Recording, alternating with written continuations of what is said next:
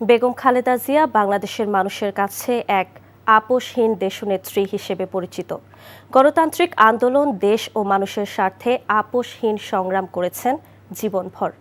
সংগ্রামী রাজনীতিকের তালিকায় তিনি ছিলেন অনন্য ও অনবদ্য এক নাম। খালেদা জিয়ার সংগ্রামী জীবনের চুম্বকাংশ তুলে ধরেছেন ওবায়দুল্লাহ মামুন।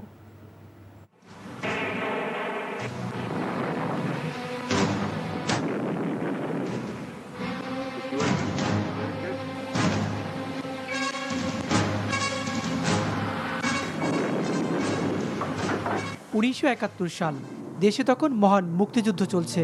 দুই সন্তানকে নিয়ে চট্টগ্রামে ছিলেন বেগম খালেদা জিয়া, কিন্তু সেখানকার পরিস্থিতি স্বাভাবিক ছিল না। পাকিস্তানিদের রক্তচক্ষু আড়াল করতে নিরুপায় হয়ে কোনো এক রাতে ছোট দুই সন্তানকে নিয়ে ঢাকার উদ্দেশ্যে রওনা দেন বেগম খালেদা জিয়া। হানাদারদের চোখ আড়াল করে ১৬ মে রাতের আধারে লঞ্চে করে নারায়ণগঞ্জে বড় বোন খুরশিদ জাহান হকের বাসায় আসেন বেগম জিয়া।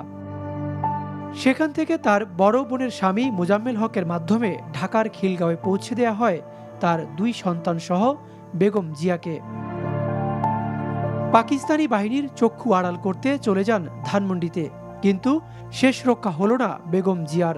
২রা জুলাই সিদ্ধেশ্বরীর বাসা থেকে তার দুই সন্তান সহ আটক করা হয় খালেদা জিয়াকে। ১৬ ডিসেম্বর বিজয়ের আগ মুহূর্তে ঢাকা ক্যান্টনমেন্টে দুই সন্তান সহ বন্দী ছিলেন জিয়াউর রহমানের স্ত্রী। সেনা কর্মকর্তার স্ত্রী হিসেবে অন্য নারীর মতোই স্বাভাবিক জীবনযাপন করতে চেয়েছিলেন বেগম জিয়া, কিন্তু বিধি তাকে নিয়ে গেছে এক অনন্য মাত্রায়। স্বামী জিয়াউর রহমানকে দেখেছেন দুটি যুদ্ধে অংশ নিতে, ৬৫ সালে ভারত পাকিস্তান যুদ্ধ ও ১৯৭১ সালের মহান মুক্তিযুদ্ধে। স্বামী যুদ্ধ থেকে জীবিত ফিরেছেন ঠিকই, কিন্তু পরবর্তীতে সেই প্রিয় স্বামীকেই হারাতে হয়েছে নির্মম মৃত্যুর মধ্য দিয়ে। তারপর সন্তানদের নিয়ে চরম অনিশ্চিত ভবিষ্যতের মুখোমুখি হন গৃহবধূ খালেদা জিয়া। পিতাহারা সন্তানদের মানুষ করা সহ তাদের সব দায়ভার চাপে খালেদা জিয়ার একার কাঁধে। পিতাহারা সন্তানদের বুঝতে দেননি পিতার অভাব। লেখাপড়া থেকে দুই সন্তান, বিবাহ সবকিছুই একাই করেন বেগম খালেদা জিয়া।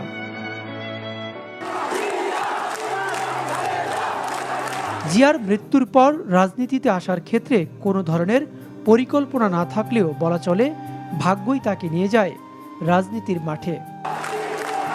জিয়াউর রহমানের অসংখ্য কর্মীর নেতৃত্ব দিতেই সে সময় তাকে রাজনীতিতে নিয়ে আসেন জিয়াউর রহমানের ঘনিষ্ঠজনেরা।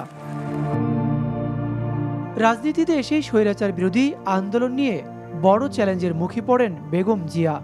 ৯০-এর স্বৈরাচার বিরোধী আন্দোলনে বেশ কয়েকবার গৃহবন্দী হন আপোষহীন বেগম খালেদা জিয়া। এছাড়া ১৯৮৩, ৮৪ ও ৮৭ সালে তাকে কয়েক দফা গৃহবন্দী করে তৎকালীন স্বৈরাচার এরশাদ সরকার। পরবর্তীতে ১১১-এর সময় ২০০৭ সালের ৩রা সেপ্টেম্বর থেকে ২০০৮ সালের ১১ সেপ্টেম্বর পর্যন্ত প্রায় ১ বছরের বেশি কারাগারে ছিলেন বেগম জিয়া।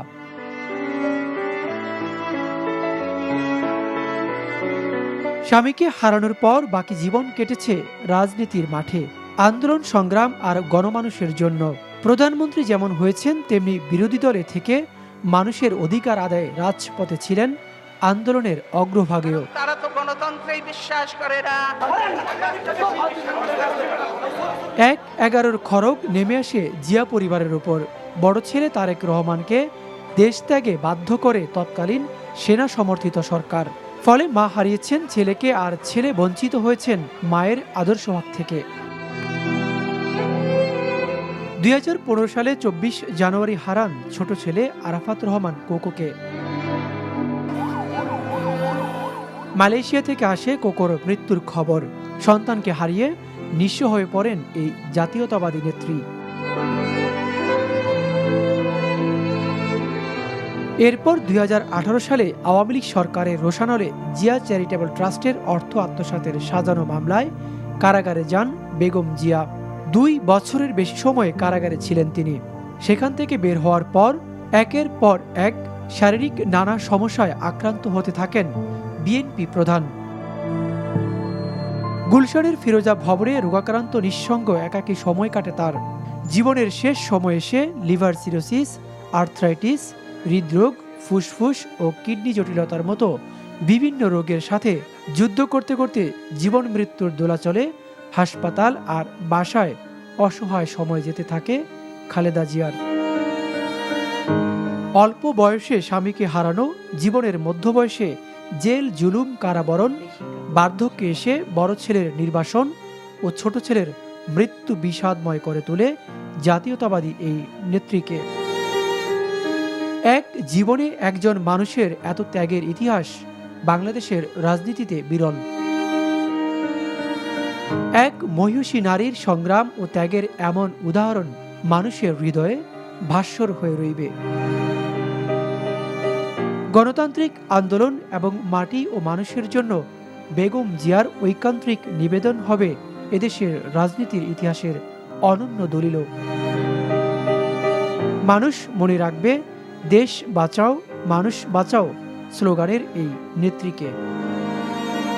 Obaidullah Mamun, NTV news, Dhaka.